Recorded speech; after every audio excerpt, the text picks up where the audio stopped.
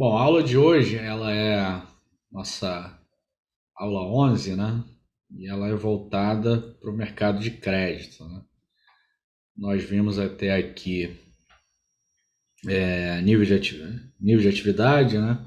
Mercado de trabalho, vimos também a parte de inflação, né, na aula passada, e agora a gente vai para crédito, né? Crédito é de fato uma variável bastante importante, né, numa economia de mercado, porque ela baliza decisões de consumo e investimento, né? Então, tem aí um forte impacto sobre o crescimento econômico, né?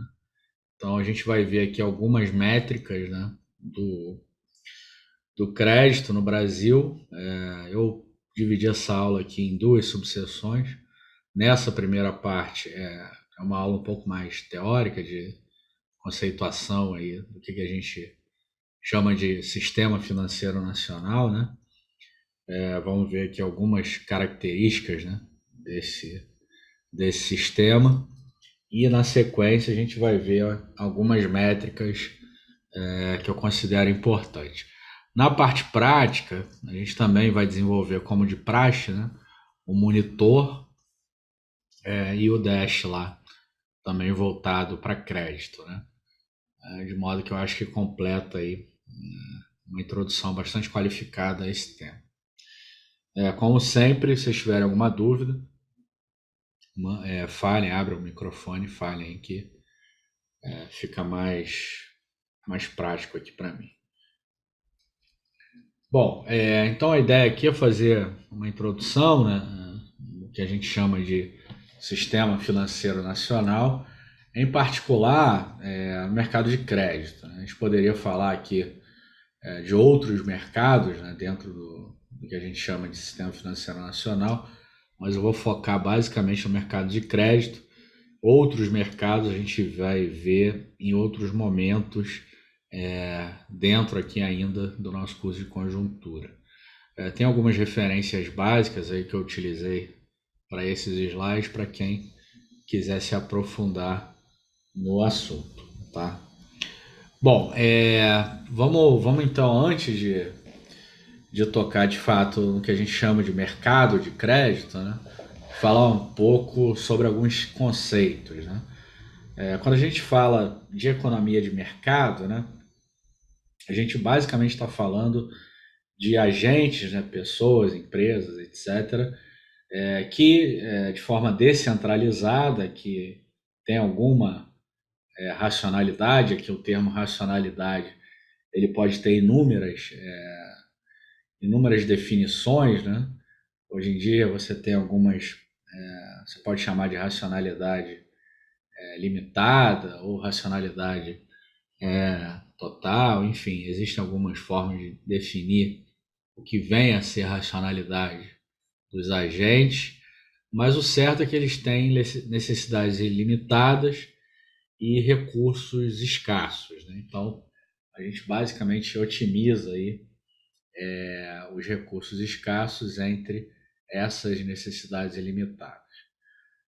Costumo brincar que a vida nada mais é do que um processo de otimização com restrições que a gente aprende lá em cálculo, né? Então, essas decisões tomadas aí por agentes descentralizados, né, elas são intermediadas por um negócio que a gente conhece como moeda, né, que vem tomando formas cada vez menos físicas, né, hoje em dia, e cada vez mais digitais, né, vou colocar assim. Mas para quem gosta de HPE, né, tem um economista bastante famoso por ter interpretado lá o que o Keynes disse, né, na teoria geral, que é o Hicks, e ele tem uma definição que eu gosto muito sobre o que vem a ser moeda, né, que é o money is what money does, ou seja, o que define a moeda são as suas funções, né, que são basicamente três, né? Ser meio de troca, né? Intermediar aí a troca de mercadorias, ser unidade de conta, né? Servir para basear contratos entre indivíduos, e uma terceira que é a reserva de valor, né? a moeda que não consegue guardar valor ao longo do tempo, ela perde a função e acaba sendo substituída por outras moedas ou por outra forma de intermediar mercadorias. Então, o que a gente chama aqui de moeda, né, e a criação de moeda em particular, ela vai exercer aí um papel fundamental dentro de uma economia de mercado, né? Porque sem moeda, basicamente o que a gente tem é uma economia de escambo, né? Ou seja, você precisa de que um agente A e um agente B tenham desejos coincidentes, né? Se um indivíduo A e um indivíduo B querem trocar, né, eles vão precisar aí que um necessite do bem do outro para que essa troca se efetive. Quando você coloca a moeda no modelo, isso desaparece, né? Você não precisa mais que essa coincidência de desejos ocorra.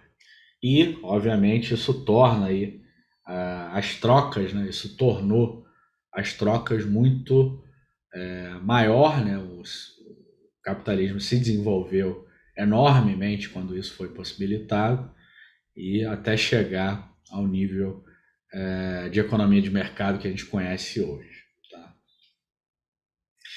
Então, quando a gente tem aí moeda, né, em termos um pouco mais formais, a gente basicamente está dividindo, né, separando lá o que a gente chama de transação comercial numa operação de compra e venda. E aí a gente consegue ter trocas indiretas sem a necessidade dessa coincidência de desejo. Eu gosto de fazer esse tipo de introdução, né? Porque às vezes a gente, na correria de, eu quero aprender o que é Bitcoin, aprender o que é isso, o que é aquilo, a gente perde algumas noções básicas no meio do caminho e meio que não entende, né, esses desenvolvimentos que a moeda e, consequentemente, o sistema de crédito teve ao longo do tempo. Em termos contemporâneos, o que a gente conhece como moeda, né, ele pode ainda adicionar uma outra função, que é o que a gente chama de meio de pagamento, né? Ou seja, a capacidade que a moeda tem de efetivar pagamentos ao longo do tempo. Então, a moeda, né, de uma economia, ela consiste basicamente em todos os ativos que o público em geral consegue liquidar um determinado compromisso de dívida, etc., à vista ou no futuro. E aí entra a questão do crédito. A partir dessa definição, né, a gente vai para o que meio que define, né, o que a gente está chamando aqui de mercado de crédito, que são os agregados monetários. Né? E aí, para dar um exemplo bastante simples do que vem a ser agregados monetários, eu vou considerar aqui um exemplo, supondo, né, que o Banco Central lá ele faz uma emissão primária de 100 unidades monetárias. Né? Então, a partir dessa emissão primária, que a gente está chamando aqui de PME, né, papel moeda emitido, ele emite 100, 20 ele retém como reserva, né, a gente vai chamar aqui de reserva do Banco Central, de modo que vai para a circulação aí, que é a PMC, né, papel moeda em circulação, 80, fica em poder dos bancos centrais 25, e tem aí papel moeda em poder do público 55. Se a gente soma a esse papel moeda que a gente chama aqui de depósito à vista, né, nos bancos centrais, a gente tem um primeiro agregado monetário, talvez o mais importante, que é o M1, né, meio de pagamento lá em que você está somando aqui nesse exemplo hipotético 105, ou seja, o M1 já é maior do que o papel moeda emitido. Alguém saberia explicar esse processo? Quem já viu aí economia monetária? Seria pelo efeito multiplicador dos bancos? Exatamente. Aqui entra uma primeira, talvez uma uma primeira inovação que é possibilitada pela existência dos bancos, né? Não só o Banco Central, né, que fez aquela emissão primária aqui de 100, é capaz de emitir moeda, mas o próprio sistema bancário, né, também é, no final, aí, um criador de moeda. Isso pode ser um facilitador, né? Se você faz aí um link entre crescimento e crédito, né? Mas isso também pode gerar problemas, né? Porque, como todo mundo sabe, né? A emissão de moeda é a fonte primária lá de inflação, né? Então, isso pode ser um problema se, obviamente, não houver regulação pela autoridade monetária. Mas, enfim, isso aí, como o colega falou, é uma primeira característica importante da existência de um sistema bancário, que é a possibilidade, né, de criação de moeda através dos bancos. Basicamente, o que ele faz, né, como todo mundo sabe, como que o banco cria moeda, né? Como todo mundo sabe, nem todas as pessoas, nem todos os agentes vão aos bancos, né, em condições normais, sacar esses depósitos à vista ao mesmo tempo, né? Então o banco sabe, né, ele tem lá os cálculos e ele sabe que isso daqui é mais ou menos estável, né? A procura lá pelos depósitos à vista. Então ele tem que manter, em termos físicos e cada vez menos, né, quando hoje em dia a gente tem várias outras formas alternativas ao papel moeda, né? Ele sabe quanto que ele tem que manter lá de reserva para dar conta dessa necessidade lá dos clientes. Então ele mantém lá uma parte muito pequena dentro dos bancos, e a partir disso ele consegue emprestar para outros agentes deficitários, né? E aí nesse processo há a criação de moeda. O que limita essa criação de moeda? Bom, por um lado, vai limitar o regulador, né, com algumas métricas sobre essa criação, e por outro lado, o próprio banco, né? Ele não vai querer ficar ilíquido, né, sujeito a alguma corrida bancária, por exemplo, ou seja, todo mundo ir lá atrás do seu próprio dinheiro que está lá depositado. Então, ele próprio também tem um incentivo aí para não comprometer, né, essa relação entre reservas e a necessidade dos clientes. Então, mais ou menos que hoje em dia é muito raro ter uma corrida bancária. A um banco, obviamente, só quando a gente tem problemas que são revelados para a sociedade, aí o banco sofre esse tipo de problema, mas é cada vez mais raro isso acontecer. Ficou claro até aqui, pessoal?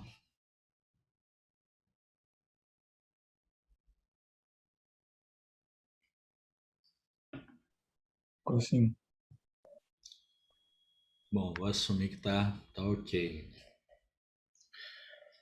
Bom, então o M1 aí, né? Ele é basicamente a soma lá do depósito à vista, né, com papel moeda. Ele é o agregado monetário mais relevante, né? E aí, como eu falei, né, ele vai ter uma função bastante importante, né, que é representar a criação de moeda.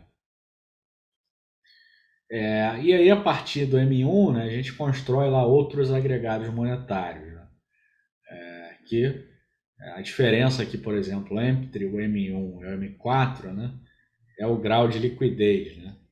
No M1 estariam ativos mais líquidos, né, que é o papel, moeda e depósito à vista, e essa liquidez vai diminuindo ao longo dos demais agregados monetários. Ou seja, quanto mais ilíquido, né, mais longe aqui do M1 esse ativo vai ficando. Tá? Então aqui é só um exemplo, né? Tem a base monetária, que vai ser papel moeda mais a reserva lá dos bancos. O M1 vai ser papel moeda mais o depósito à vista. E o M2, M3, M4, ele vai se diferenciar pelo grau de liquidez. Lembrando que liquidez de um ativo é a capacidade que esse ativo tem de ser convertido em moeda no curto prazo sem perdas, né? e aí você vai ter ativos mais ou menos líquidos, conforme o Keynes definiu lá no capítulo 17 da teoria geral. Beleza? Bom, eu até falei aqui, eu nem lembrava que eu tinha colocado isso no slide, né? Você tem então a diferença entre a liquidez de um ativo, né, que é a própria definição que eu acabei de falar, e a liquidez da economia, né, que é um conceito, né, que é bastante acompanhado pelo Banco Central, né, que é a relação, né, entre a disponibilidade de moeda e o quanto que o país necessita para fazer lá as transações do dia a dia, sejam as transações mercantis, né, de compra e venda de bens e serviços, sejam as obrigações financeiras. Então essa relação, né, essa razão é chamada aí de liquidez da economia, tá? Às vezes, quando a gente fala liquidez solta, né, as pessoas geralmente associam a liquidez do ativo, mas existe também a liquidez da economia. Em tempos de essa enxurrada de blogueiros de finanças, é importante diferenciar esse conceito. Bom, então, quanto mais organizado lá for o sistema financeiro, né, de um país, mais rápido a gente vai ter a capacidade, né, de converter lá um título que esteja aqui, por exemplo, no M4, né, em moeda, né, para liquidar obrigações. Hoje em dia, isso daí é cada vez mais rápido, né? Antigamente você tinha que ir no banco, assinar, aí depois de alguns dias você teria acesso lá ao teu depósito a prazo, né? O teu título, sei lá, de renda fixa ou alguma ação que você colocou dinheiro. Hoje em dia não, hoje em dia é tudo via home broker, via algum site na web que você consegue fazer essa conversão. Então já não é mais um problema, vamos dizer assim, a liquidez de um ativo. Você tem mercados secundários muito mais organizados hoje em dia. Você consegue fazer essa conversão. Ficou claro isso, pessoal? Ficou. Beleza. Bom,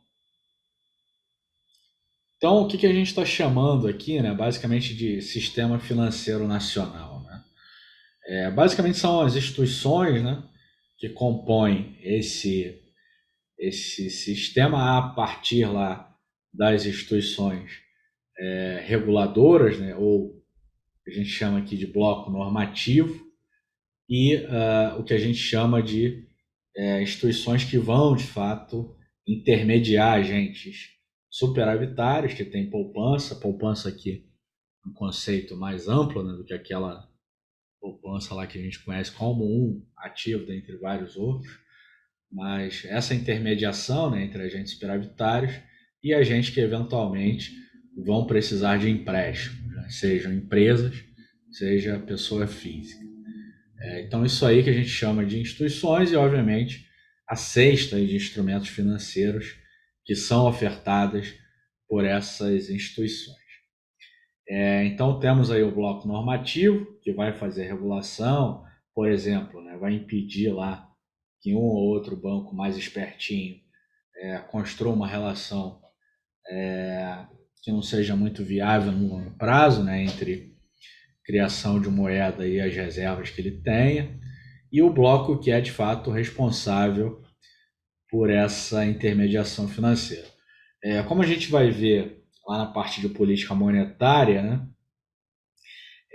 esse relacionamento entre o bloco normativo e o bloco que faz a intermediação, né, ou seja, os bancos, etc., ele é mais harmônico do que a gente possa ser, ou seja, não existe um conflito, né?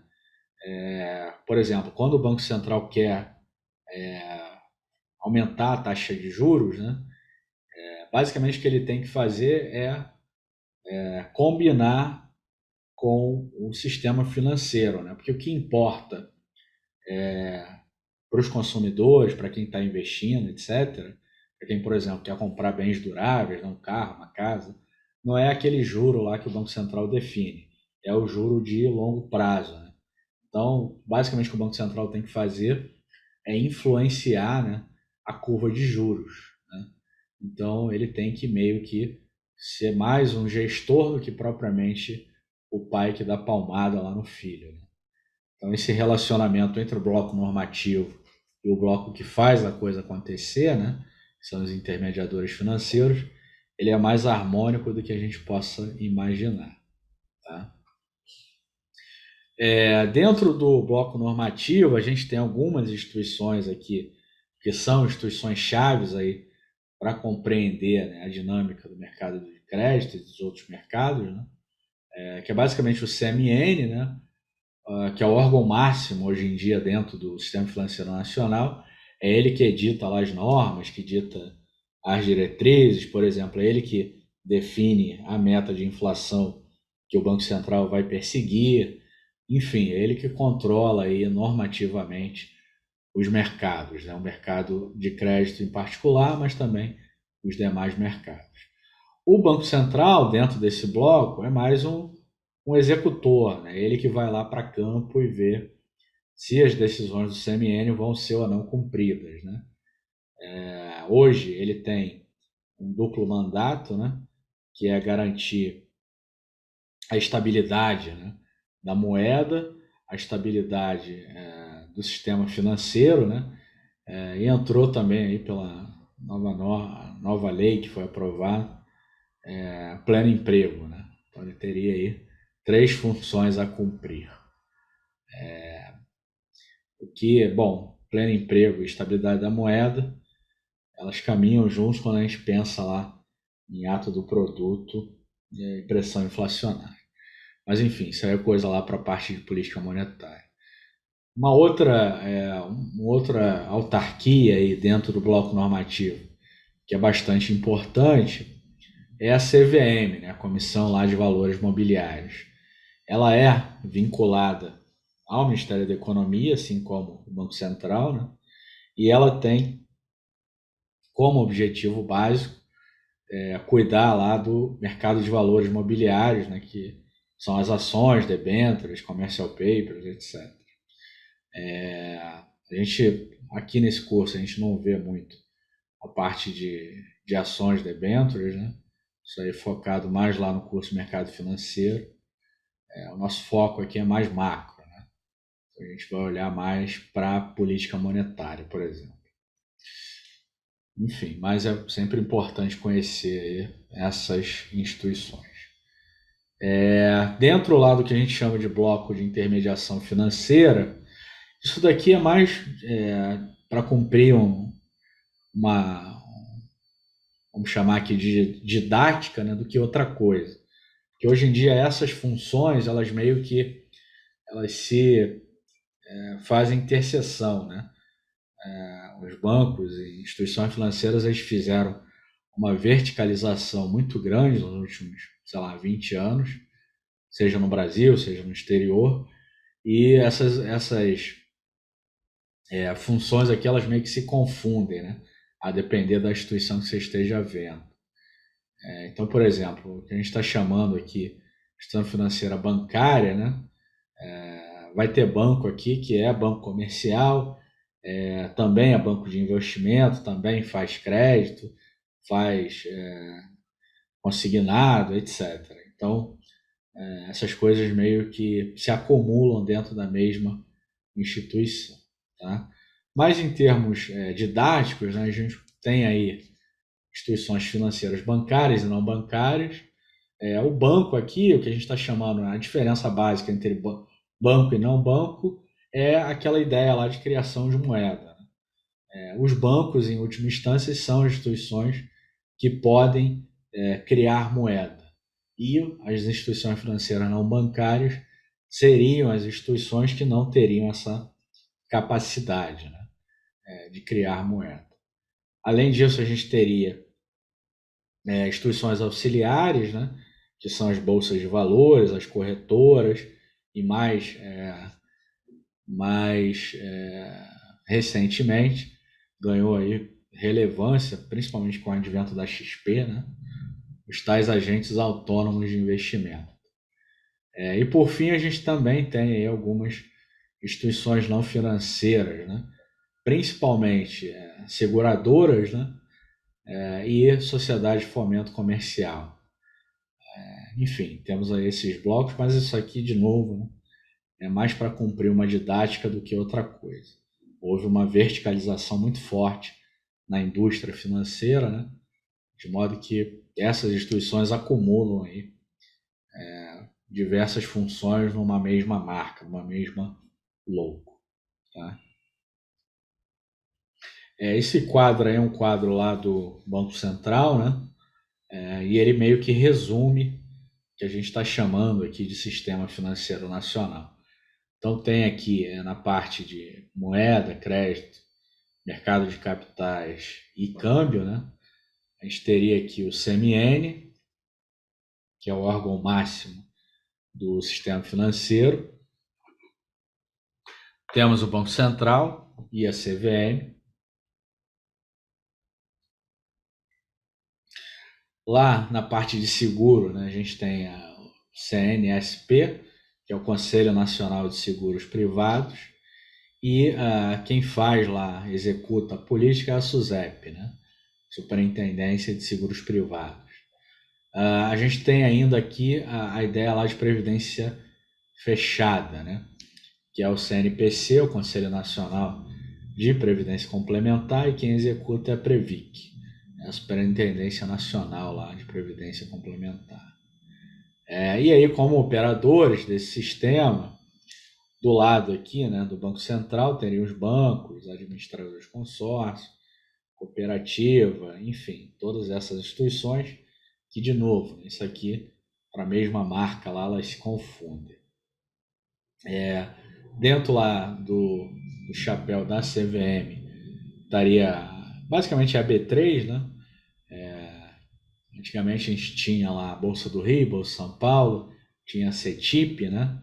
E tinha a Bolsa de Mercadorias e Futuros. Hoje em dia a gente não tem mais isso, né? A Bolsa de São Paulo fez a fusão lá com a CETIP e criou a B3. E aí na parte de seguro a gente tem as seguradoras, né? Entidades abertas e sociedades de capitalização, e aqui lá as entidades de previdência complementar, né? Os fundos de pensão. Então, essa máquina aqui, né, se organiza dessa forma, e a gente basicamente na aula de hoje vai focar mais na questão do crédito. Com isso a gente termina essa primeira subseção aqui. Alguém tem alguma dúvida dessa parte, alguma coisa que não ficou claro?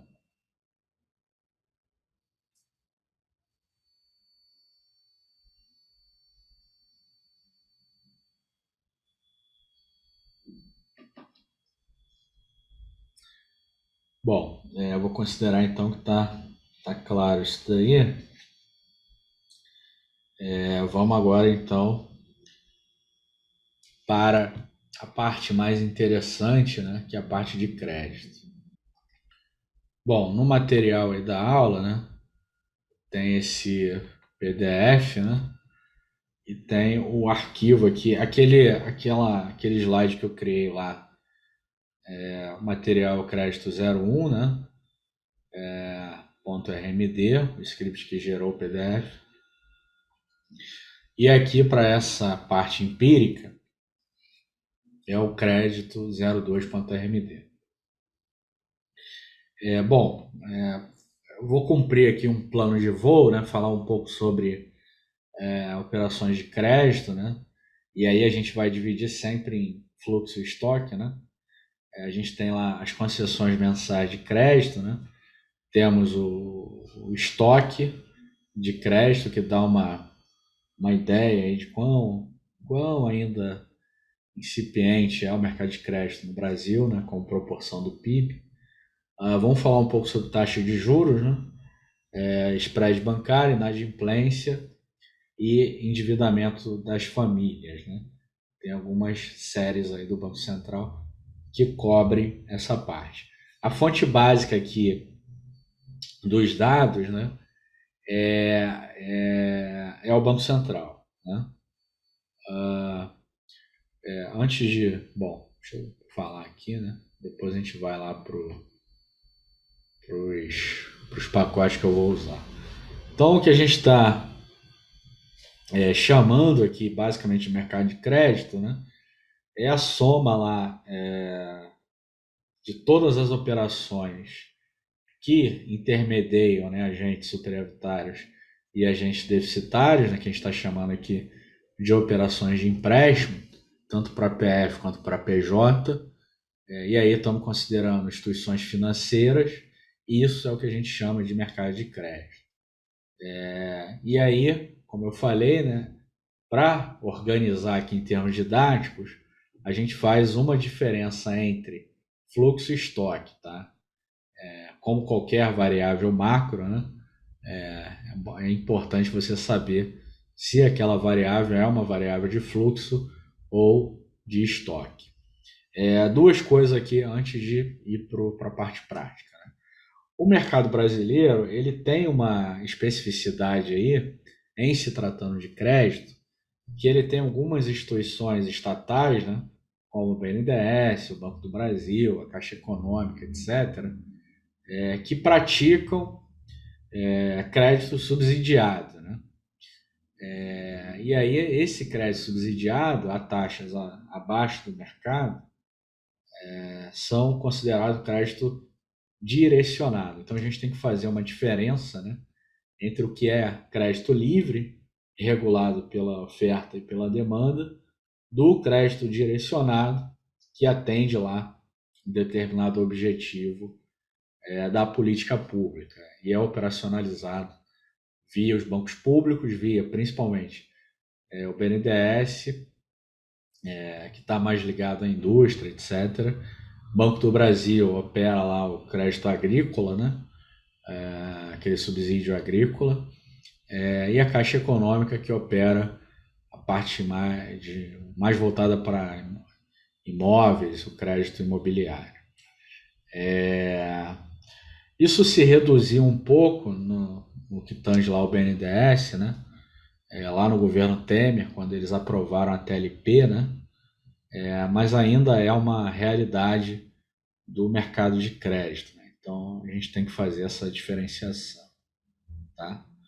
Um segundo ponto é que para essa sessão aqui eu estou utilizando quando que eu não sei se todo mundo conhece, né? Eu vou abrir aqui rapidamente. Alguém conhece o quando aí?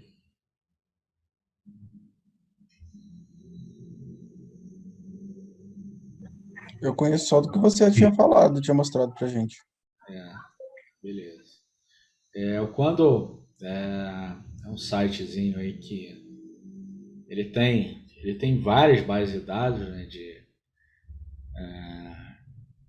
vários organismos multilaterais, como o Banco Mundial, a CDE, o próprio Banco Central, que a gente vai ver aqui hoje. E ele é interessante aí vocês darem uma olhada aqui no site, né? Fazerem um cadastro rápido lá e terem acesso a uma que a gente chama aqui de API. Tem aqui no final, ó, ele dá um roteirinho aí para quem vai usar o R, né, para pegar os dados. Eu já vou ensinar aqui como que a gente pega lá do Banco Central. E tem um negócio aqui chamado API, né? Por quê? Porque ele limita lá o acesso à base, se não me engano, a 50 requests diários. E aí, se você quiser fazer mais requests do que isso, você precisa usar uma API, né? E aí são 50 calls a day. E aí, você criando lá a tua API, você pode fazer mais do que isso. E aí tem uma referência aqui embaixo para quem quiser criar lá o seu númerozinho, né? E colocar aqui. Eu já vou ensinar rapidinho.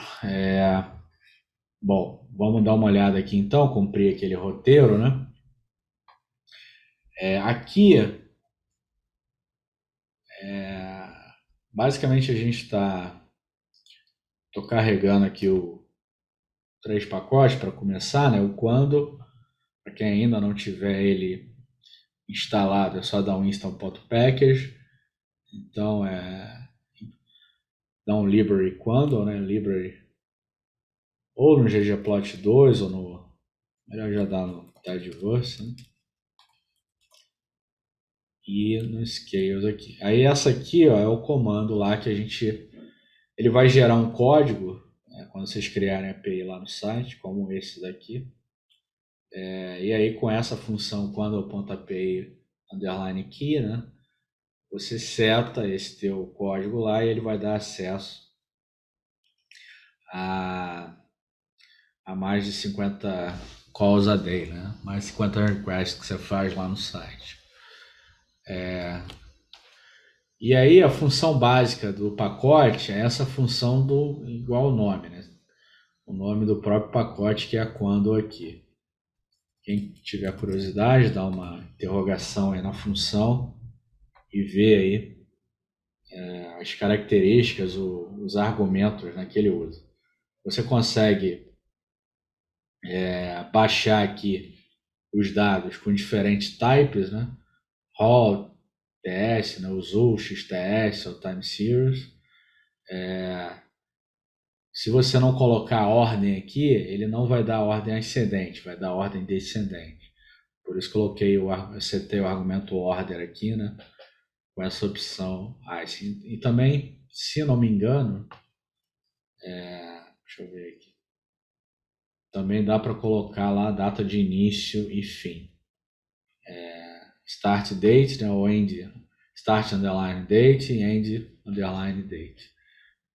Vai ter série, por exemplo, no Brasil, né?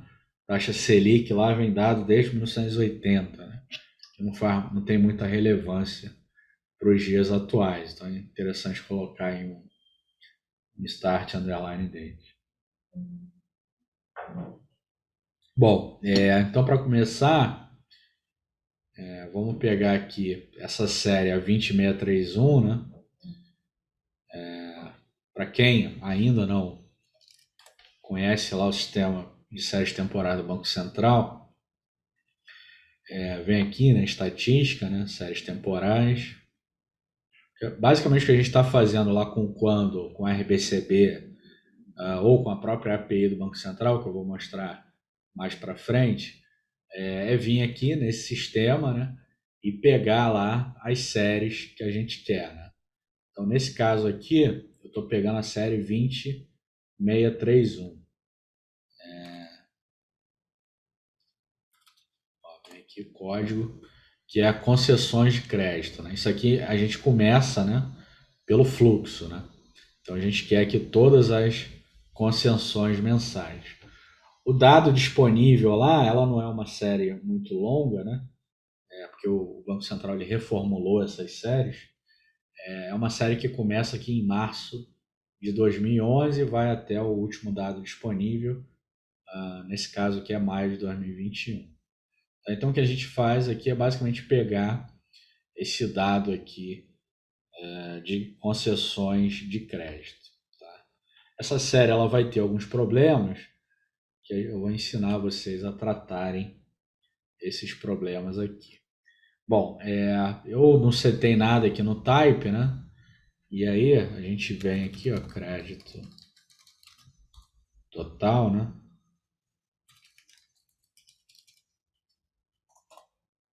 Ele vem como um data frame, né? Para a gente é melhor porque a gente já pode lá produzir um ggplot, né? Nesse caso aqui, como eu falei, é uma série curta, né? Tem só 123 observações aí. E ele vai me retornar aqui duas colunas, né? Uma coluna de datas e uma coluna lá com o valor. Esses valores aqui, né? É o primeiro problema. Eles estão em valores correntes, né? Então, como todo mundo aprende lá em macro zero, né, na faculdade, você não consegue comparar o valor no tempo do dinheiro, né? dinheiro em T é diferente do dinheiro em T menos K. Então a gente precisa trazer todo mundo para o mesmo período aí para poder fazer essa comparação, que a gente vai fazer aqui daqui a pouquinho. Vou fazer um gráfico aqui para vocês olharem para a série. Eu botei aqui embaixo. Deixa eu só mudar o negócio.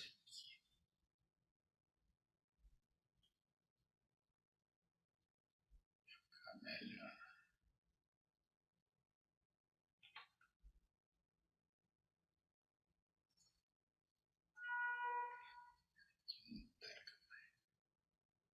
Até aqui tá tudo tranquilo, pessoal?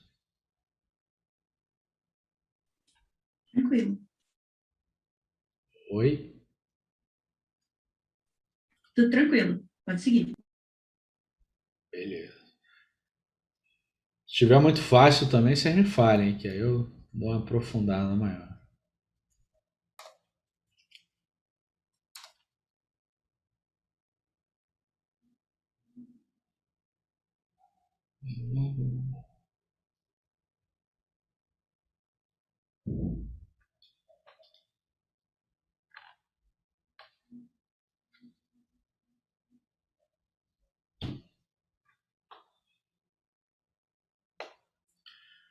Beleza. Bom, isso aqui então é o primeiro gráfico que a gente vai ver, né? Vamos ver aí o crédito, as concessões mensais de crédito lá. Então, se a gente pega lá essa série do Banco Central, ela vai me dar o fluxo, né? O fluxo de crédito ao longo do tempo, tá? Então, são todas as concessões aí que o Banco Central acompanha, né? Das concessões feitas pelas instituições financeiras. Né? Essa série, ela vai ter um problema, dois problemas, né? Como eu falei, o primeiro é que ela está em valores correntes, ela é em bilhões de reais, né? E o segundo problema é que ela tem alguma sazonalidade, né? Então, para tratar essa série, a gente precisa deflacionar os dados e precisa também dessazonalizar esses dados, tá? E aí a gente vai ter uma tendência melhor ao longo do tempo. Por exemplo, aqui de 2017, houve um aumento aqui das concessões mensais. Alguém saberia explicar esse aumento aqui na ponta?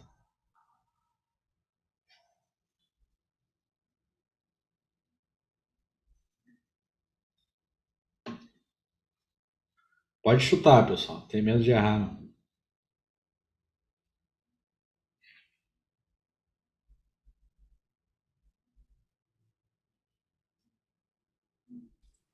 Porque tem a ver com a queda da taxa Selic no período. Exatamente. A taxa Selic caiu, né? Vem caindo aí. Quer dizer, no período mais recente ela está aumentando, né? Mas houve uma redução da taxa Selic, né? A gente chegou se não me engano, chegou a 2%, né? A taxa Selic nominal, né? E isso daí, obviamente, também, como a Selic ela serve de referência para as demais taxas, né? Isso daí gerou um aumento das concessões de crédito. E aí o que a gente faz na sequência é basicamente abrir essas concessões, né?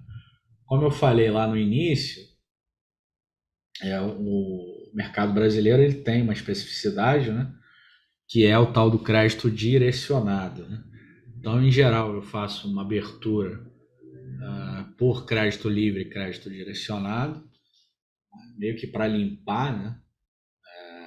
Crédito livre, a gente conseguir acompanhar a oferta e demanda de forma mais precisa, e também faz uma abertura por PJ e pessoa física, né? Também é uma abertura interessante de ser feita. Tá? Então, aqui já tinha carregado lá, modifiquei, né? Aqui vamos pegar lá o crédito por pessoa jurídica e por pessoa física, que são as séries 20632 e 33. Nesse código aqui, basicamente eu faço um inner join, né? Com os dois, né? E aí a gente gera aqui um gráfico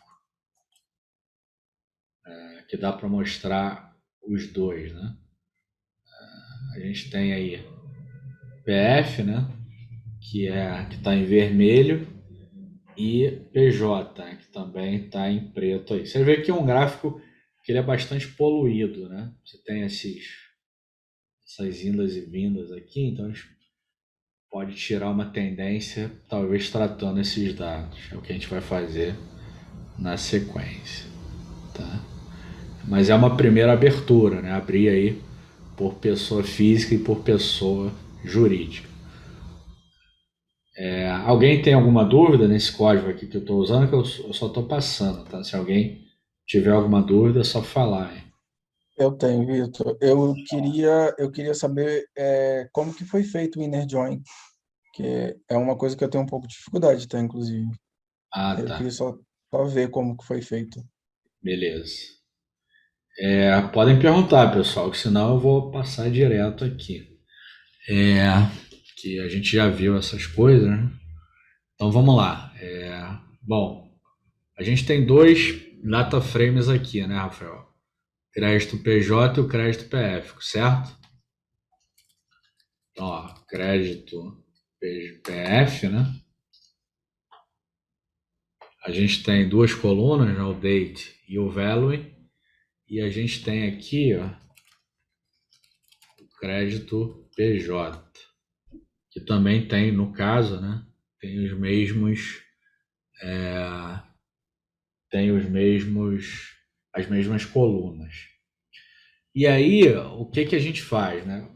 Essa função inner join,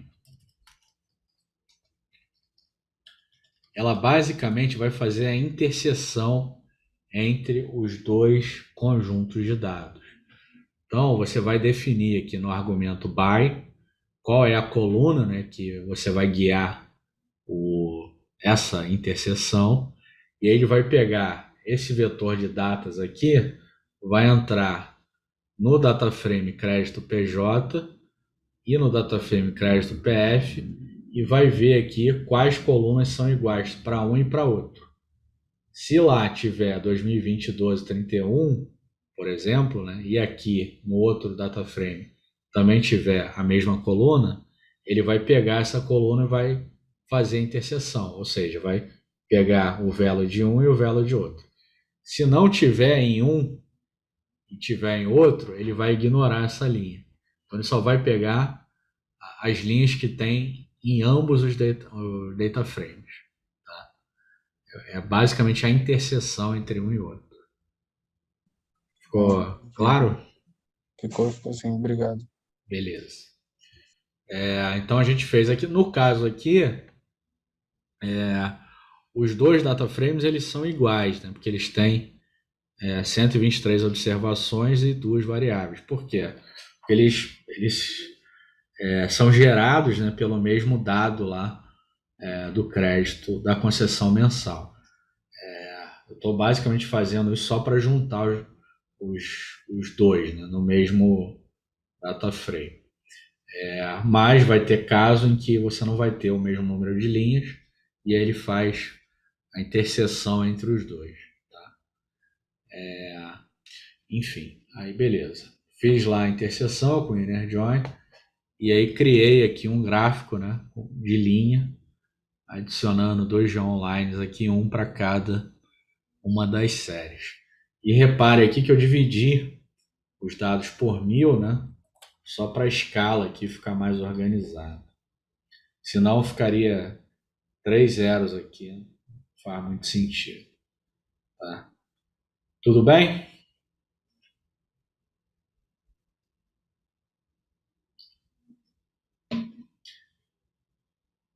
Bom, isso aí então é a primeira abertura que a gente faz. Na sequência, a gente ainda continua na parte de concessão e aí faz aquela abertura que eu falei, né? Entre crédito livre e crédito direcionado. São as séries 20634 e 20,685. De novo aqui, né, eu faço um inner join. E aqui, com a função mutate, né, eu basicamente estou renomeando lá, né, como a coluna velo ela é igual, né, nas duas, ela vai gerar um value x e um value y. Aí eu coloco lá um nomezinho aqui para ficar mais organizado.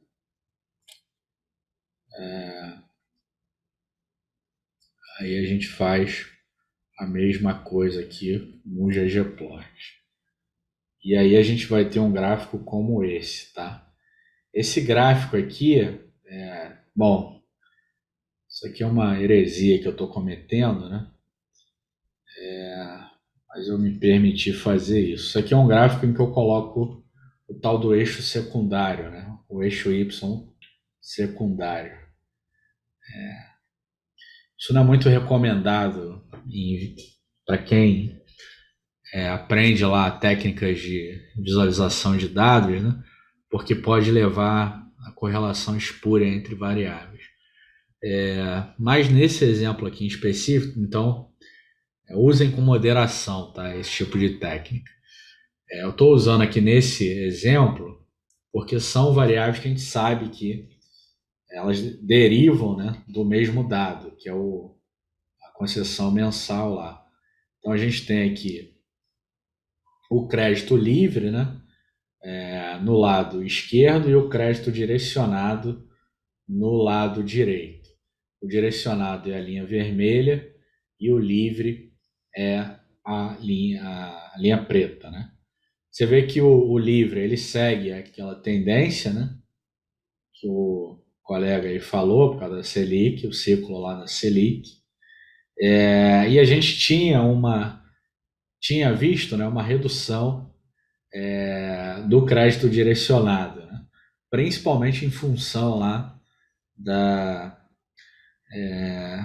Bom, quando o governo Temer entrou, fez um monte de coisa lá no BNDES, aprovação da TLP, etc. Ficou mais difícil emprestar pelo BNDES. E aqui, né, em 2020, isso voltou a crescer, né, por conta lá dos programas que o governo fez para tentar enfrentar a pandemia, né? A gente voltou a usar o crédito direcionado, e por isso tem esse pico aqui, né, entre 2020, no ano de 2020. Tá? Mas a tendência é que ele se regularize nos próximos anos e a gente tem, de fato, uma concessão meio que liderada, né, pelo crédito livre. Tá? Bom, dúvidas aí sobre esse código? Eu ia perguntar sobre esse argumento aí, ponto .keep, unused. Ele é um valor da tabela ou é um argumento mesmo da função? Esse keep aqui, para ser bem sincero, eu nem lembro por que eu botei ele. Eu acho que é porque tem duas colunas aqui iguais. Deixa eu ver aqui a definição dele.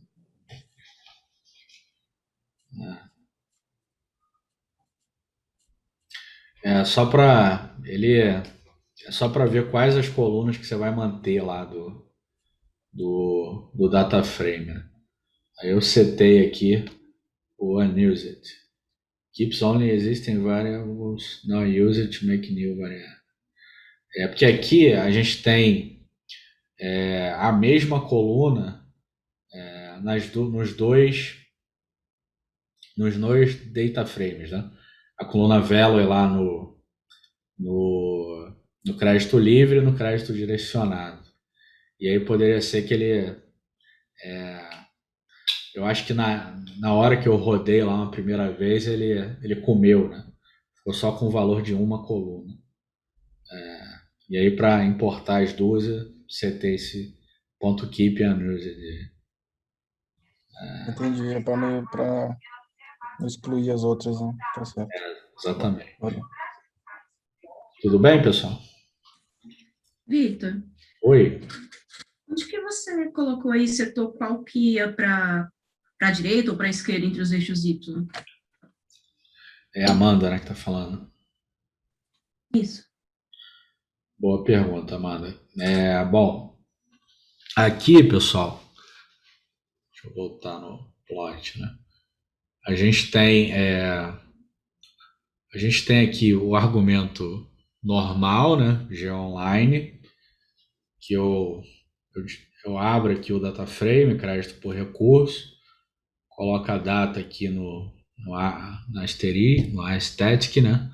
E aí abro o G-Online aqui. Esse primeiro G-Online que eu coloco, ele é basicamente para definir o eixo normal, né? O eixo Y principal aqui, entre aspas, né? E aí abro um outro G-Online como se fosse uma outra variável que eu estou colocando aqui, tá? Como se fosse qualquer outra variável que eu vou adicionar. Com o truque, né, vamos dizer assim, de eu estar multiplicando essa variável direct aqui, que é o direcionado, por um valor, tá? Tô multiplicando aqui por 5, por exemplo. E aí com a função scale underline y continuous, eu gero tem esse argumento sec.axis, que é um eixo secundário, né? Usa essa função sec underline axis e aplico esse tiozinho ponto, né? E retorno aquele valor que eu tinha colocado lá. Se eu multipliquei por 10 aqui, eu divido por 5. Se eu multipliquei por 5, eu divido por 5, tá? E com esse truquezinho aqui, né? Eu crio o tal do eixo secundário, tá? Então, quem vai definir, respondendo a tua pergunta, mano, quem vai definir qual é a variável que vai para o eixo Y secundário é quem você faz esse truque aqui, tá? Nesse caso aqui eu estou fazendo com o crédito direcionado. Então ele que vai para o eixo secundário e o livre permanece aqui no eixo principal, vamos dizer assim. Tá? O resto do código é o que a gente já vem vendo no ggplot. Respondi, Amanda? Opa, obrigada. Beleza. Vitor, essa operação que você fez aí de multiplicação e divisão, ela é arbitrária ou é uma regra? Ela é arbitrária. Você fala o quê? O número que eu coloquei? Tipo assim, é uma operação que ela precisa ser feita para você gerar um eixo secundário, ou você fez essa operação só para o código reconhecer que você estava fazendo uma operação e gerando? Então, você tem que fazer alguma operação, tá? Agora, o valor que você vai colocar aqui é arbitrário. O truque é justamente esse, tá? Transformando o teu dado e recuperando aqui, né? Com essa função SecX. E aí, fazendo isso, ele vai reconhecer, vai criar, né, o eixo secundário lá no teu gráfico. Agora, o valor que você vai colocar ou a operação que você vai fazer, isso aí você pode fazer outras operações. Eu recomendo fazer isso aqui que é mais simples, né? E aí o número que você vai colocar aqui vai depender de como que você quer criar o gráfico. Por exemplo, se eu multiplicar por 10 aqui, deixa eu colocar só para vocês verem.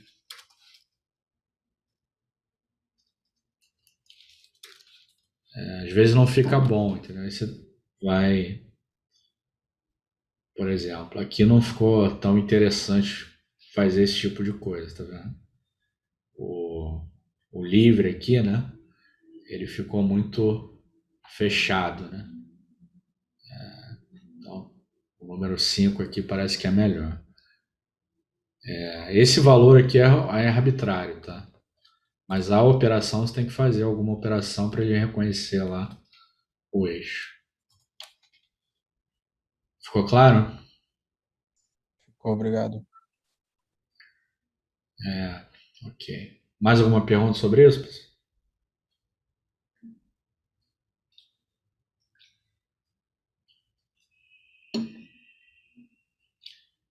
Bom, continuando então,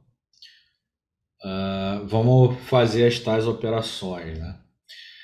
Eu falei lá que a gente precisa deflacionar, né, os nossos dados e precisamos também dessazonalizar. Para deflacionar os dados, eu preciso importar aqui, né, o IPCA, como a gente viu lá na aula de fundamentos estatísticos, né?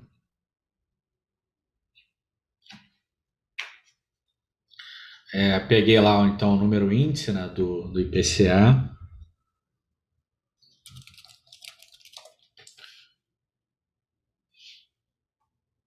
Ele vem daquele jeitão lá que a gente aprendeu. Estou pegando só a coluna valor, né?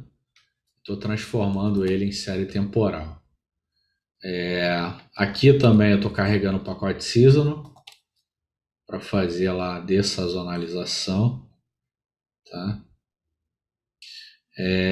Bom, pego aqui, ó, faço o inner join lá com crédito total, crédito por pessoa física e jurídica. Depois eu também faço o inner join com crédito por recurso, renomeio as variáveis, né?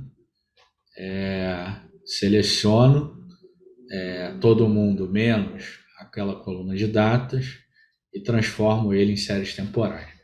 Por que eu estou transformando em séries temporais aqui, né? Porque para dessazonalizar os dados, esse pacote seasonal, você só vai conseguir usar a função dele, né, se ele tiver como objeto time series, tá?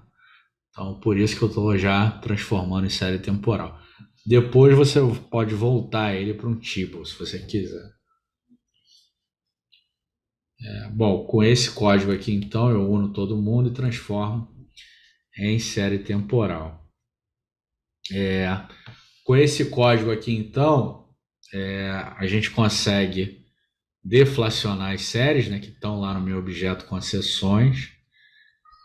Deixa eu só ver aqui, NPCA, N com seções.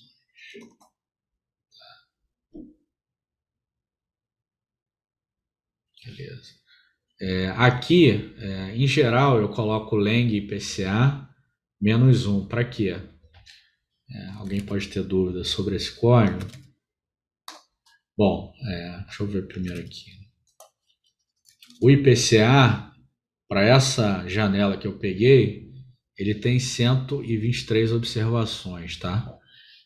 Então, quando eu quero deflacionar, eu geralmente pego o último dado disponível, né, do IPCA, mas que seja igual ao concessões. Como o IPCA geralmente ele tem uma defasagem, ao contrário, né, as concessões de crédito elas são divulgadas 2 meses, com defasagem 2 meses, elas ficam aí com um delay em relação ao IPCA. Então essa semana ou semana que vem deve ser divulgado o IPCA de junho, né? Só que os dados lá das concessões só vão estar disponíveis até maio. Então por isso que eu faço esse Lang IPCA menos 1 aqui, para ele sempre deflacionar pelo mês correspondente lá às concessões. Nesse caso aqui que eu estou dando a aula para vocês, por acaso, né? Isso daqui está igual, tá? Mas é só um acaso do destino aqui, que o IPCA está como igual a concessões. Então aqui no caso ele vai deflacionar se eu colocar o menos 1 por abril, que estaria errado.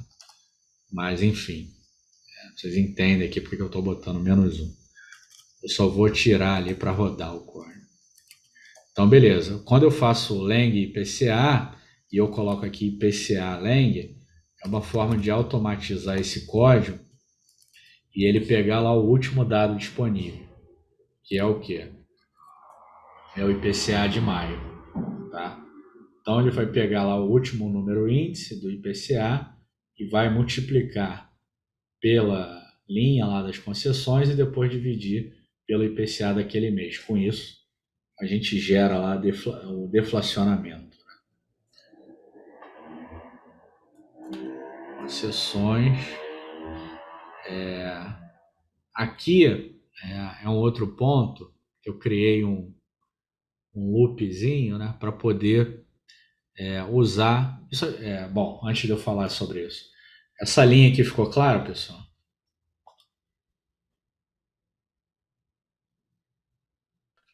Para mim ficou. Tá tudo bem isso aí?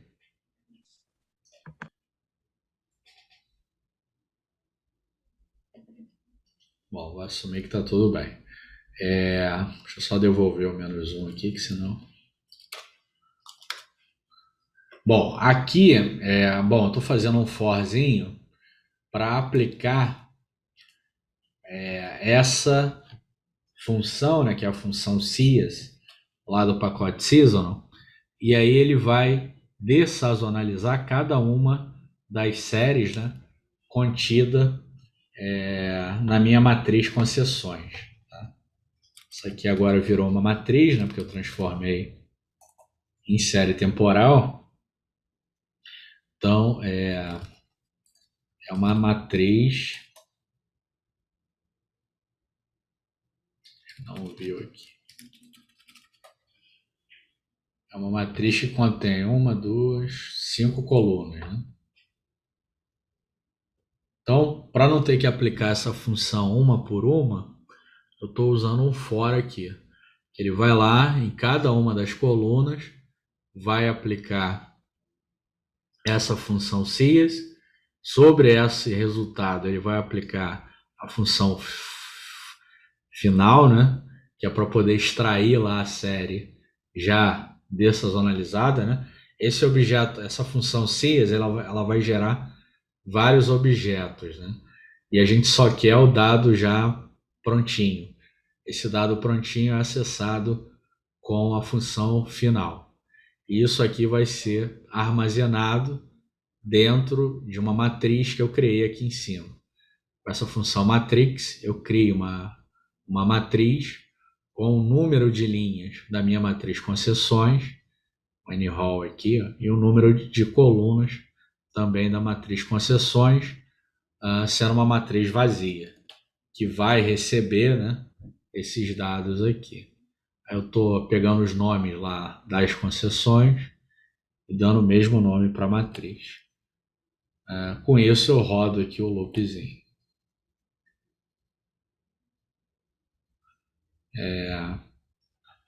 Dá um view aqui. Então, dentro dessa matriz tem os dados lá dessazonalizados. E aí aqui, de novo, eu crio um data frame, recuperando lá o vetor de datas e a minha matriz com os dados dessazonalizados. E eu chamei essa matriz de concessões SA para poder o quê? Fazer os gráficos. Vamos lá. Ficou claro isso aqui? Uma dúvida, você poderia ter feito isso sem precisar construir a matriz, colocando direto no data frame, salvando? Você diz colocar direto no concessões? Esse final colocar no próprio data frame que estava.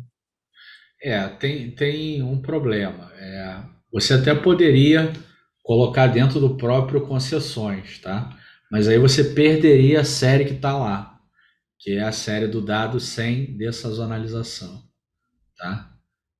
Por isso que eu criei uma outra matriz aqui para receber esses dados, tá? Entendi. Tem esse inconveniente, porque você pode querer comparar, né, o dado com e sem ajuste sazonal. Tá bom? Eu entendi.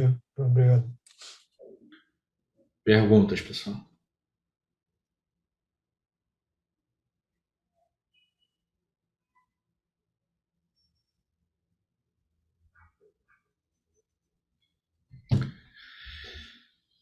Bom, o for aqui é um jeito, é o R base, né, que você consegue fazer, Dentro lá do Tidyverse, tem a função map também, que ela aplica uma função sobre os dados, né?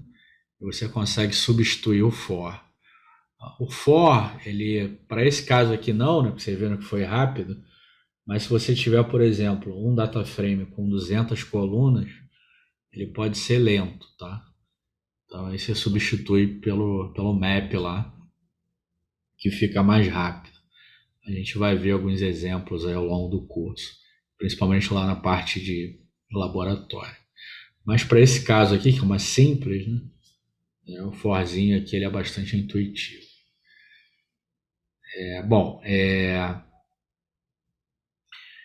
Então vamos lá. Como eu falei, né? A gente agora pode olhar os dados deflacionados e dessazonalizados. Vem aqui, altero, né? Maio de 2021.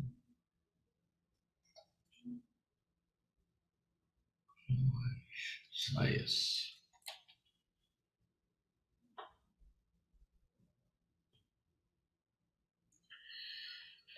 Feito esse tratamento, então, que a gente fez, né? Dessazonalizar e deflacionar, saiu declacionar. Deixa eu ajeitar aqui. Deflacionar.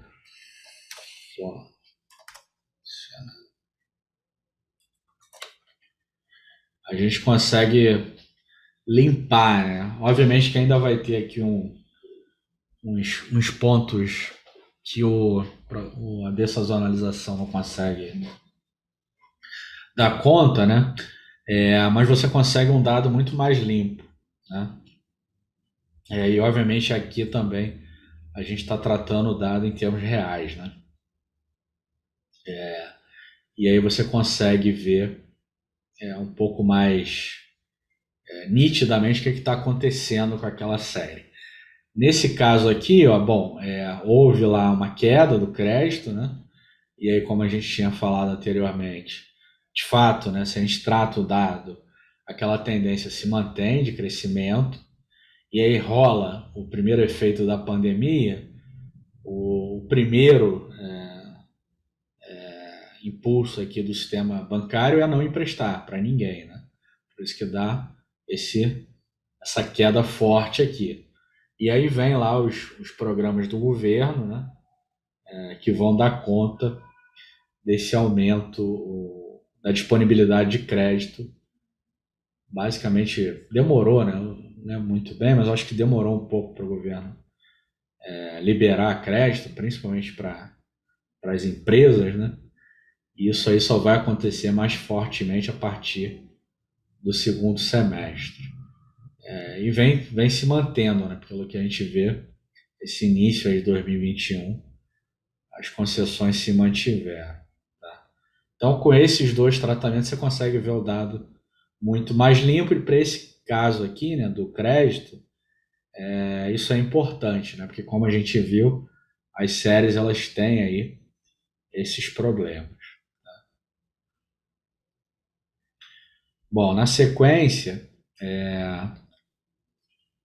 também abro, né, esse dado que a gente limpou, botei declacional. Maio de 2021. A gente abre por PF e PJ. Então, a gente consegue ter uma leitura interessante. Ó. O que caiu ali, ó, foi pessoa física. E as empresas até tiveram um aumento no início da pandemia. Pessoa jurídica, desculpa. Então você consegue abrir aquele dado, né, por PF, PJ com esse tipo de tratamento. Lembrando aqui que está tudo em bilhões, né, pessoal? Então, como que o mercado de crédito brasileiro ainda é bastante restrito. A gente também pode abrir lá E aqui é uma abertura interessante, né? Vamos abrir por crédito livre e o crédito direcionado. De novo aquele gráfico, né? Com eixo secundário.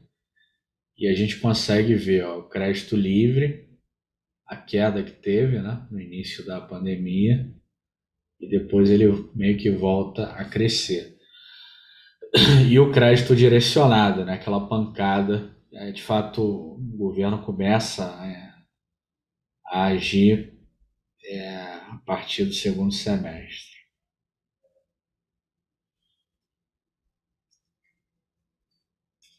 Mas em termos absolutos, né, não é um valor muito grande.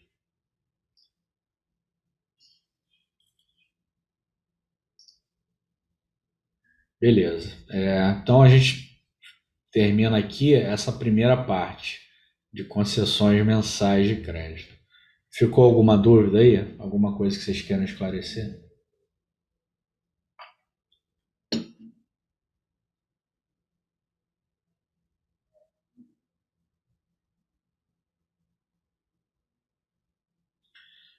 Beleza. Bom, então a gente viu até aqui o fluxo, né? Vimos o fluxo de crédito e a abertura dele, tanto por pessoa física e jurídica, quanto por crédito livre e crédito direcionado. Se vocês derem uma olhada lá no site do Banco Central, vim aqui na parte de indicadores de crédito, né? Esperou, vai voltar. Você vem aqui ó, em concessões, né? Concessões com recursos livres. Você consegue abrir por várias outras classes um pouco mais desagregadas, né? Vai ter lá PJ, total, não rotativo, desconto, enfim, você consegue ter uma abertura aqui pelo tipo de crédito que as pessoas jurídicas pegam, e também pessoa física, tá? Pode ser interessante ver o fluxo lá de crédito com cheque especial, que é um crédito um pouco mais caro, né? E aí pegar uma determinada série aqui. Enfim, tem algumas aberturas aqui que são interessantes também, tá? Para quem tiver curiosidade ou precisar desse dado, eles estão disponíveis aí lá no Banco Central. Bom, cumprido então o fluxo, a gente vai agora para o estoque, né? Estoque de crédito é a série lá 20539. Eu coloquei lá aquele argumento start date, né? Que é uma série mais longa, né? Então estou pegando o dado aí desde 99. Não sei se faz muito sentido pegar antes disso.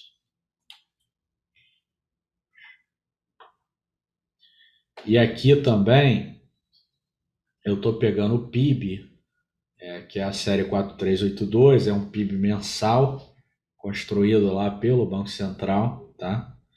Para a gente conseguir comparar aí o estoque de crédito em relação ao PIB. Pego o PIB, crio aqui então essa razão, né, entre o estoque de crédito e o PIB, né? E a gente consegue gerar um gráfico aqui.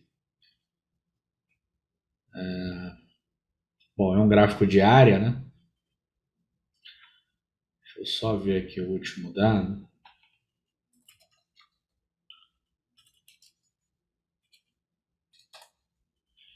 O último dado aí, como a gente já sabe, é maio, né? A gente está com 52,6% aí do PIB, né? Então, todo o crédito que a gente tem, todo o estoque de crédito que a gente tem na economia brasileira representa aí mais ou menos metade do PIB, né? Que é baixo, né? A gente tem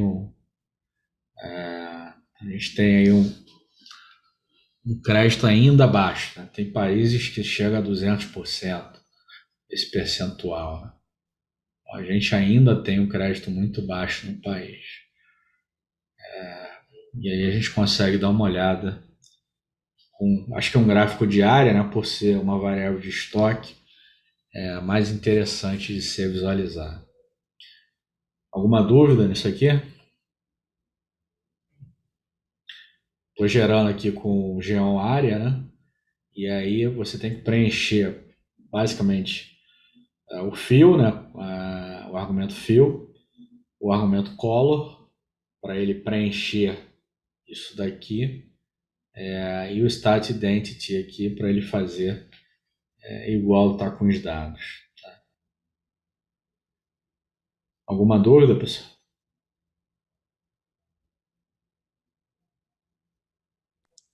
Esse ano de 2022 que aparece no gráfico aí é algum problema na série de tempo? Ou Algum quê? é algum problema na data? Não, não. Porque ele automaticamente ele vê lá que a gente está em maio, né? Aqui seria metade do ano de 2021, essa linha aqui. E ele já coloca o último dado lá, né? Para você setar aqui o próximo ano. Isso aí já é automático. Você tem uma referência aqui, né? Está mais ou menos na metade do ano de 2021. Ah, tá.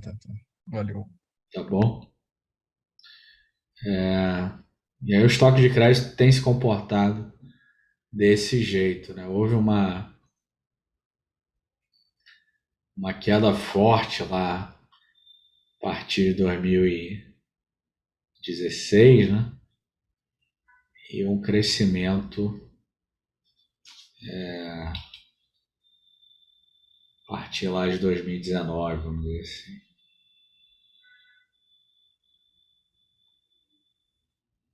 Bom, assim como a gente fez a abertura, né, do fluxo, talvez seja interessante aqui fazer a abertura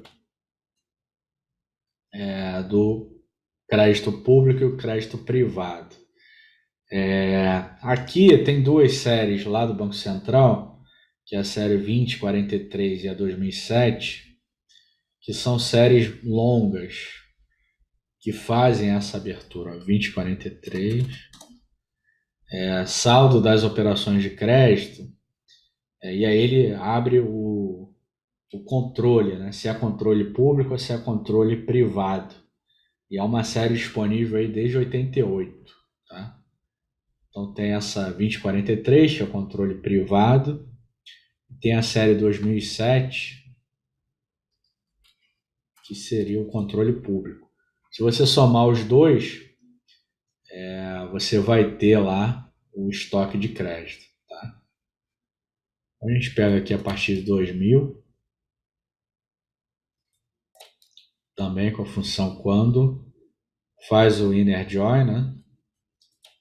Coloca aqui no data.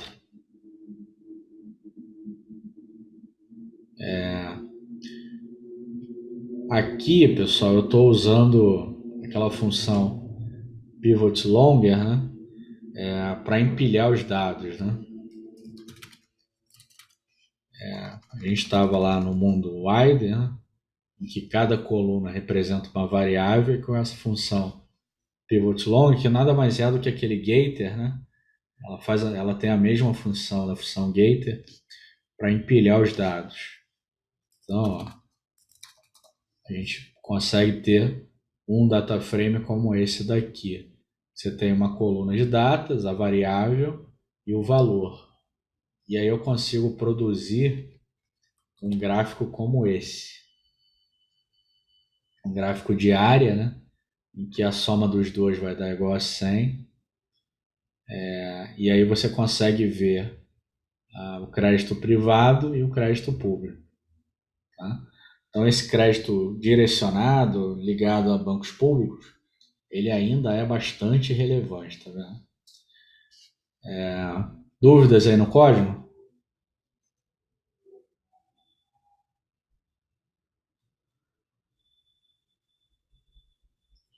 Ficou claro isso?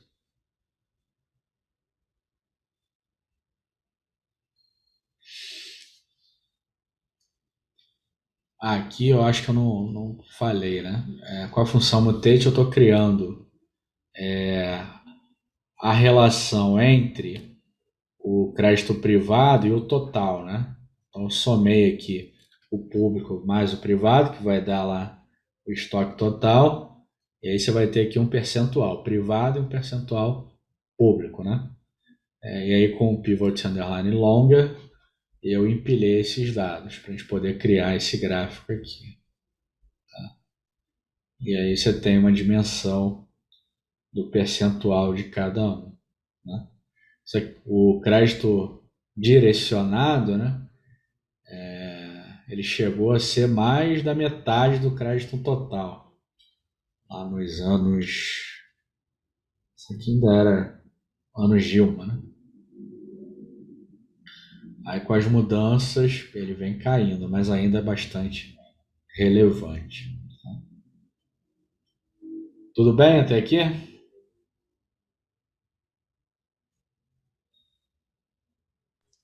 Tudo bem. Beleza. Bom, falamos então de crédito em termos de estoque de fluxo, né? E essa abertura aí por PF, PJ e público e privado eu acho interessante de mostrar. Na sequência, a ideia aqui é basicamente a mesma, né, que a gente viu até aqui. Eu fui um pouco mais lento para mostrar o código, né? Mas na sequência a ideia é a mesma, né? A gente agora entra em taxa de juros. Tem uma série lá do Banco Central também que ela faz uma média, né, das taxas de juros, né? Que é essa série 20714. E ela faz a média lá das operações de crédito, né? E a gente ainda tem um valor bastante elevado, né? Bom, essa média aqui é uma média de tudo, né? Então tem o crédito bom, tem o crédito ruim, o crédito para pessoa jurídica, para pessoa física, de novo, né? Das operações direcionadas, das operações livres. Então é uma junção aqui de todos esses créditos que a gente viu. Aí vai dar esse valor, né?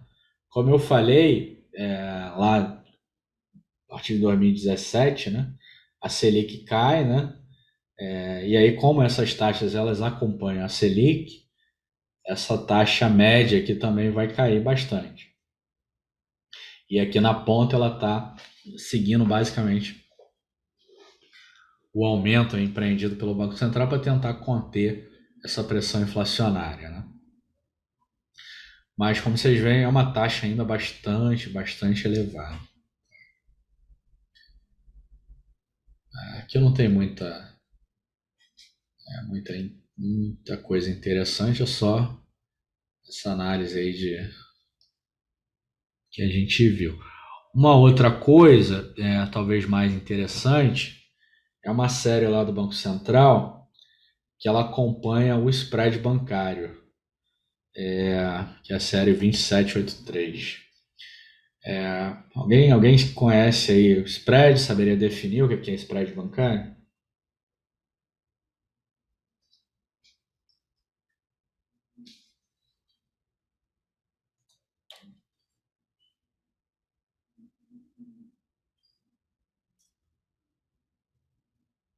Bom, o spread bancário aqui, ele nada mais é do que a diferença, né, entre quanto os bancos emprestam, né, em termos médios, e a taxa que eles captam recursos. Então, essa diferença entre captação e empréstimo, ela é medida por essa variável spread. O que afeta o spread, né? Existem várias coisas que podem afetar o spread. Numa lista de exercício eu vou colocar alguns fatores para vocês tentarem fazer uma análise exploratória de dados, aí, tentarem uma pré-modelagem, vamos dizer assim. Você pode ter aumento de spread por causa da inadimplência, por impostos, né, que são medidos lá dentro do impostos aos quais estão submetidas as instituições financeiras, o aumento de provisões, né, pelo sistema bancário também pode causar aumento do spread. Enfim, existem N variáveis aí que fazem com que essa taxa, né, de spread ela seja alta, né? Na literatura, uma das coisas que mais influencia o spread é a inadimplência, né? Inadimplência aqui é um conceito um pouco mais abstrato do que a gente conhece. É a probabilidade de você não reaver aquele empréstimo que você faz. O Brasil, como tem um sistema judiciário muito lento, né, muito ineficiente, essa probabilidade de você não rever aquele dinheiro é muito alta, né? Então, por isso aí vai para o custo, né? Os bancos colocam isso no custo e gera um spread muito alto, né?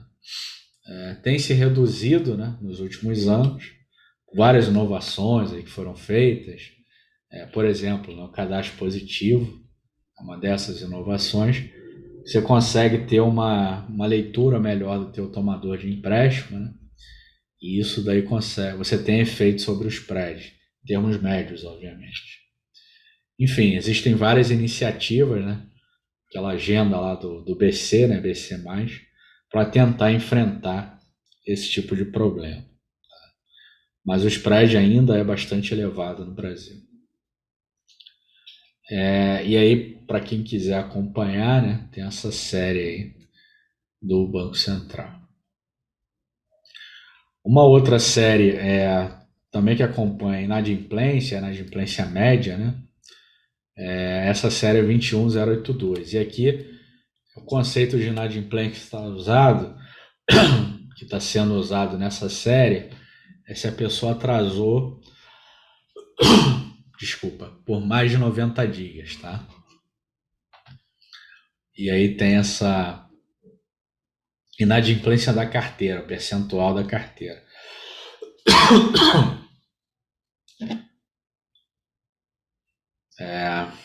Tem caído também. É uma das variáveis que explicam lá também a queda do spread. Tá? Para quem quiser acompanhar também, tem essa sériezinha aí. E uma última série, que ela é muito, muito interessante para quem acompanha o consumo das famílias, né? É a capacidade de endividamento das famílias, né? Então a gente tem aqui duas séries. É a série 19882. Deixa eu abrir aqui o Banco Central.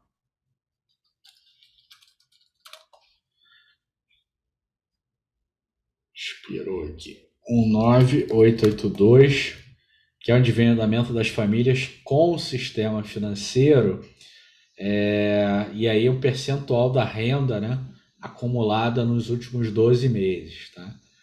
É uma série bem interessante para você ver a capacidade de consumo das famílias. E aí tem uma outra sériezinha aqui que também é legal, que é a 20400, que você exclui a dívida imobiliária, né? Que é o crédito habitacional. O crédito habitacional ele toma uma parte importante, né, da renda das famílias, então também é interessante ver aí com e sem esse crédito habitacional. E aqui eu pego as duas séries e gero o gráfico na sequência. Então você vê o endividamento, né, em relação à renda dos últimos 12 meses, e a mesma série sem o crédito habitacional. Tá? Você vê que o endividamento tem aumentado muito aí, né? Como proporção da renda. Você tem que olhar com cautela, né? Porque a renda caiu. Bom, posso estar falando bobagem, né? Tem que olhar os dados da PNAD mais novo lá. Porque com esses programas do governo, não sei se a renda de fato caiu, né? Mas enfim, essa métrica de endividamento, ela aumentou. Só tem que ver se a renda de fato aumentou ou caiu, né? Porque é o denominador aqui. E aí pode estar, você está tendo uma leitura errada desse gráfico. Mas enfim, houve esse aumento e isso daí é uma proxy interessante para consumo, né? E aí, você quer criar lá um modelinho para o varejo, né? Vendas no varejo. Qual a capacidade das famílias se endividarem no curto prazo? É alta ou baixa? Uma série de endividamentos acompanha legal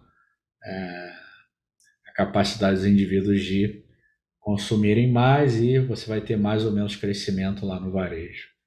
Tá? Enfim, só um comentário aqui sobre essas séries. Então, com isso, a gente termina essa parte. Acho que deu para dar uma introdução interessante no mercado de crédito com essas séries principais que a gente vê. Lá no monitor, o Fernando vai pegar aquela pesquisa do Banco Central que ele chama de condições de crédito, né? Vocês também acho que é interessante vocês darem uma olhada para poder produzir um dash com essas variáveis também. Bom, alguém tem alguma dúvida, alguma coisa que queira esclarecer?